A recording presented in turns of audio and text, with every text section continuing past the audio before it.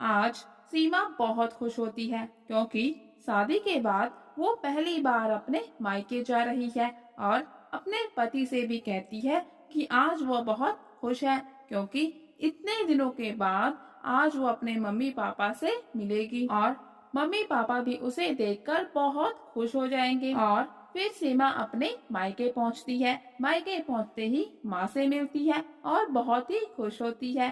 फिर उसकी माँ उससे कहती है कि तुम बैठो और मैं तुम्हारे लिए कुछ अच्छा सा तुम्हारी पसंद का बना कर लाती हूँ। इस पर सीमा कहने लगती है, नहीं माँ, तुम बैठो, मैं तुम्हारे लिए कुछ बना कर लाती हूँ। लेकिन माँ उसे किचन में नहीं जाने देती और कहती है, तुम अपने ससुराल में तो रोज ही खाना बनाती हो, आज तुम अपनी माँ के घर आई हो तो तुम आराम करो, मैं खाना बनाती हूँ। सीमा कहती है, नहीं माँ, बैठो ना, मैं ही कुछ बना के लाती हूँ। तो इस पर माँ उसकी एक नहीं मानती और उसे चुपचाप करके बिठा देती है। सीमा फिर अपने पिताजी के साथ बैठकर बातें करने लगती है।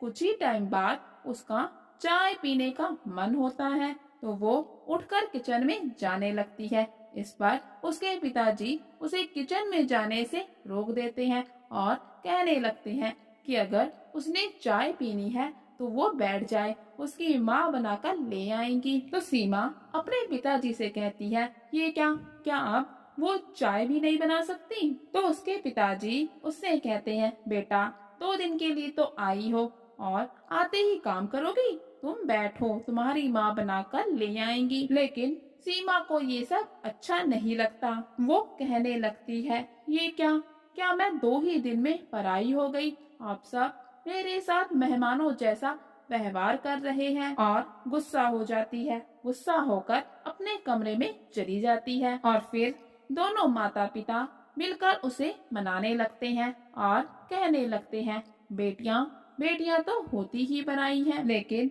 फिर भी अपने माँ बाप के दिल का टुकड़ा होती हैं। माँ बाप हमेशा ही बेटी से ज्यादा प्यार करते हैं। वो तो बस वो उसको ये सोचकर आराम करने को कह रहे थे कि वो ससुराल में भी बहुत काम करती है, बस इसीलिए हम चाहते थे कि तुम यहाँ पे आके आराम करो। लेकिन सीमा बेटा, हम तुम्हें ऐसे गुस्सा नहीं देख सकते। अगर तुम काम ही करना चाहती हो तो तुम काम कर सकती हो, अब हम तुम्हें नहीं रोकेंगे। सीमा भी अपने मम्मी पापा की बात सुनकर बहुत ही खुश होती है और उनके गले लग जाती है।